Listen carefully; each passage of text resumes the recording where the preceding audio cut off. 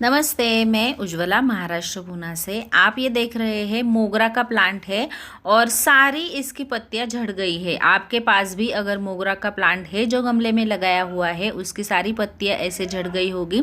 अगर ये धूप में है तो ये काली वगैरह पड़ के जाती है, सूख जाती है। तो इन सारी पत्तियों को हमें निकाल देना है। ये भी छोटा सा कटिंग से लगाया हुआ मेरा प्लांट है और इसकी भी काफ़ी सारी पत्तियां गल गई है। अब देखिए इसमें नई नई शूट तो निकल आ रही है। तो जब फरवरी महीना आता है तो हमारे मोगरा के प्लांट को खाद देने की बहुत ज़्यादा ज़रूरत होती है, क्योंकि नई नई शूट आती है और मार्च अप्रैल से इसमें फूल भी आने शुरू हो जाते हैं। ये पौधा बहुत जल्दी डॉर्मेंसी ब्रेक कर लेता है। बाकी जो हमारे पौधे होते हैं उनकी डॉर्मेंसी इतनी जल्दी ब्रेक नहीं होती, लेकिन मोगरा की बहुत जल्दी ब्रेक हो जाती है और इसमें आप देख सकते हैं ऐसी नई नई शूट आनी भी शुरू हो गई है। तो इसे हमें अब खाद देना है। खाद दी तो नई और बहुत सारी मात्रा में इसमें नई नई शूट आएंगी और जितनी ज़्यादा शूट होगी, जितनी ज़्यादा टहनियाँ होगी, जितनी ज़्यादा स्टेम्स होगी, उतने ज़्यादा हमारे प्लांट में फूल निकल आएंगे। तो आज हम इस मोगरा प्लांट को खाद तो देने वाले हैं, उसके साथ साथ एक बहुत ही अच्छा नुस्खा मैं बताने वाली हूँ जो आपने अभी तक कभी भी इस किसी भी यूट्यूब चैनल में नहीं देखा होगा और बहुत काफ़ी उपयुक्त है वो। तो देखिए ये सबसे ऊपर वाली जो लेयर होती है वो हमें निकाल देनी है। आपको पता है मोगरे के लिए बहुत ही अच्छी और वेल ड्रेन मिट्टी तैयार करना होता है। तो मेरी मिट्टी तो बहुत ज़्यादा वेल ड्रेन होती है और हमेशा मैं इसकी गुड़ाई करती रहती हूँ। तो मिट्टी हमेशा ही ऐसी बहुत ऐसी भुरभुरी हो जाती है। तो ये ऊपर वाली जो मिट्टी है कम से कम 5 से 6 इंच तक मैं ये मिट्टी निकाल देने वाली हूँ। और ये मिट्टी निकाल देने के बाद हमें बहुत अच्छी चीज़ इसमें मिलानी है, जिससे कि इस पौधे की वाइट वाली जो जड़ें हैं या फिर जिसे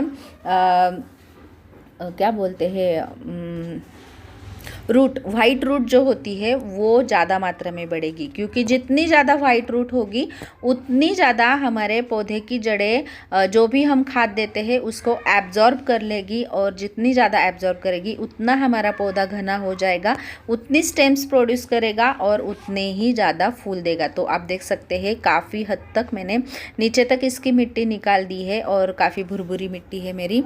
अब इसमें हमें मिलानी है खाद। खाद तो बहुत ज़्यादा आवश्यक होती है जब भी हम गमले में पौधे लगाते हैं। जो भी ज़मीन में लगे हुए पौधे हैं उनको थोड़ी बहुत खाद कम मिली तो भी चलेगा, लेकिन गमले में पौधे जो होते हैं उनको बहुत ज़्यादा खाद की ज़रूरत होती है।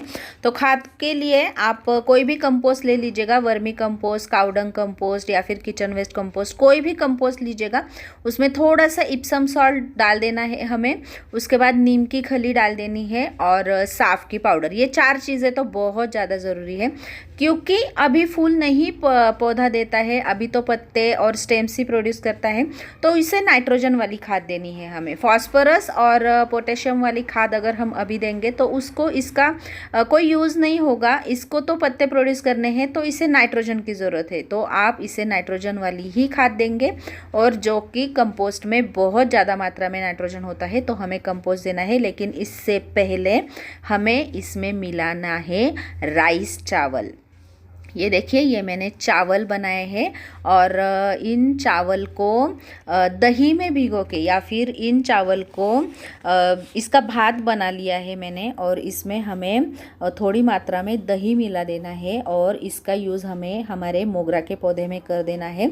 ये जो चावल होता है इसमें बहुत ज़्यादा ह्यूमिक एसिड होता है और ये जो ह्यूमिक एसिड है वो नई नई जड़ें बनाने के काम आता है, जड़ें बनाने में मदद कर देता है। जितनी ज़्यादा वाइट जड़ें होगी उतना हमारा पौधा बुशी बनेगा, ये मैंने पहले ही बता दिया है। तो ये जो राइस है ये बनाते वक्त हमें बिल्कुल भी नमक का इस्तेमाल नहीं कर देना है। अब ये पकाए हुए राइस में हमें थोड़ा सा छाछ मिला देना है या फिर थोड़ा सा दही मिला देना है, कर्ड मिला देना है और इससे हमें हमारे पौधे में डाल देना है। कर्ड जो होता है उसमें बहुत ज़्यादा मात्रा में कैल्शियम होता है और हमारी मिट्टी को एसिडिक करने के लिए ये बहुत उपयुक्त है। और जो भी फूलों वाले पौधे होते हैं उनको एसिडिक मिट्टी बहुत अच्छी लगती है। तो ये दोनों चीज़ें मिलाने से हमारी खाद भी बिल्कुल पूरी हो जाएगी और इसका इस्तेमाल हम हमारे मोगरा के कड़ी पत्ता के पौधे में कर सकते हैं। ये जो हमने ऊपर वाली मिट्टी निकाल दी है हमारे पौधे की, उसके ऊपर ही हमें ये कर्ड राइस का मिक्सचर डाल देना है। अच्छे से चारों तरफ से डाल देना है पौधे के किनारे किनारे पे और अच्छे से इसको फैला देना है। उसके बाद हमने जो भी खाद का मिक्सचर तैयार कर दिया है उसे हमें इस पौधे के गमले में डाल देना है। पौधे के लिए बहुत ही आवश्यक होता है इन दिनों में खाद देना। तो ये जो मिक्सचर किया हुआ है मैंने, ये सारे के सारा मिक्सचर मैं इस पौधे को देने वाली हूँ। कम से कम 5 या 6 मुट्ठी तक हो जाएगा। 12 इंच का मेरा गमला है और काफ़ी पुराना भी पौधा है और काफ़ी बड़ा भी हो गया है, तो इसे इतनी खाद की तो ज़रूरत ही है। तो 5 या 6 मुट्ठी भर मैंने इसको मिक्सचर तैयार कर लिया है और ये पूरे के पूरा मिक्सचर मैं इस एक ही पौधे को देने वाली हूँ। आपका अगर पौधा नया है तो आप इतनी ज़्यादा मात्रा में खाद का इस्तेमाल नहीं करेंगे, क्योंकि अगर हमने ज़्यादा खाद का इस्तेमाल कर दिया तो पौधे की जड़ों के पास गर्मी तैयार हो सकती है और हमारा पौधा ख़राब भी हो सकता है। तो इस पौधे को ये काफ़ी पुराना है, इसलिए मैंने 4-5 मुट्ठी तक इसमें ये खाद दे दिया है। और ऐसी जड़ें बाहर पर फैली हुई होती है, तो इस खाद को हमें बाहर की तरफ से देना है, किनारे किनारे पे देना है, बीच में नहीं देना है, क्योंकि बीच में दिया तो खामखा हमारे स्टेम के पास गर्मी पैदा हो सकती है और हमारा पौधा ख़राब हो सकता है। तो देखिए इस तरह से किनारे से मैंने खाद दी है और ये जो मिट्टी है जो इसमें से निकाली है उसी मिट्टी से मैं इस खाद को ढकने वाली हूँ। इस मिट्टी में आप साफ़ की पाउडर मिला सकते हैं। अगर बहुत ज़्यादा चिकनी मिट्टी है तो इसमें आप बालू की मात्रा बढ़ा सकते हैं और इस मिट्टी से हमें खाद को ढक देना है। कभी भी हम खाद देंगे तो इसे ढककर ही देनी चाहिए। खुली अगर खाद छोड़ेंगे तो इसमें बुरे वाले बैक्टीरिया तैयार हो जाएंगे और जो हमारे पौधे के जड़ों को ख़त्म भी कर सकते हैं। तो अगर हमने खाद ढक के दी तो जो भी बैक्टीरिया तैयार हो जाएंगे वो अच्छे वाले होंगे, क्योंकि उसको हवा नहीं लगती है मिट्टी की वजह से, मिट्टी से ढकने की वजह से, और उसमें अच्छे वाले बैक्टीरिया तैयार हो जाएंगे।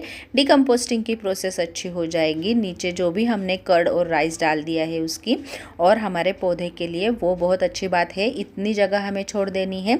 गर्मियों में हम जब भी पौधे को पानी देते हैं तो ज़्यादा मात्रा में पानी देना पड़ता है, इसलिए इसकी मिट्टी हमें नीचे तक रख देनी है।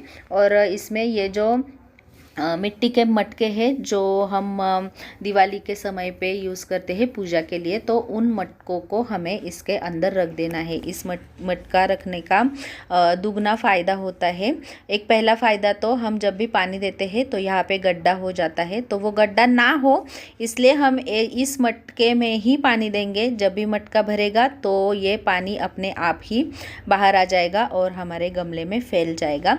तो ये पहला फ़ायदा हुआ। और दूसरा फ़ायदा, जो गर्मियों के दिन होते हैं उनमें हमारे गमले में ठंडक रहती है। इस मटके में हमने पानी दे दिया तो मटके में पानी रहता है और हमारे गमले में ठंडक रहती है। तो ये मटका इसमें कुबो देना ये बहुत ही फ़ायदे वाली बात है। तो आप इस तरह से हमारे मोगरा प्लांट में अभी खाद दीजिएगा, ये मटका रख दीजिएगा और 7-8 दिन में ही आप देखेंगे काफ़ी नई शूट्स इसमें निकल आएगी। ये जो भी पुरानी वाली शूट्स है या फिर सूखे हुए पत्ते हैं, सूखी हुई डंडियाँ हैं, इन सब को हमें कट कर देना है ताकि हमारे पौधे की एनर्जी ऐसी वेस्ट चीज़ों में ना जाए और हमारे पौधे का ध्यान, पूरा के पूरा ध्यान नई शूट निकालने में लग जाए। तो कैसे लगा आपको वीडियो? अच्छा लगा तो लाइक ज़रूर कीजिएगा और मेरे चैनल को सब्सक्राइब कीजिएगा। नमस्ते।